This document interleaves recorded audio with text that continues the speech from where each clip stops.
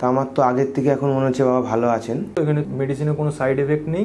আমার মা আগের থেকে অনেক ভালো আছে। আপাতত আগের থেকে বেস্ট আছে, ভালো আছে। একটু ইমপ্রুভমেন্ট হয়েছে, ব্যথাটা একটু কম আছে, ফোলাটা অল্প কমে, তো এখন স্বাভাবিক আছে মোটামুটি।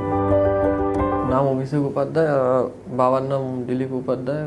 গার্ডেনডিস থেকে আমরা এসেছি।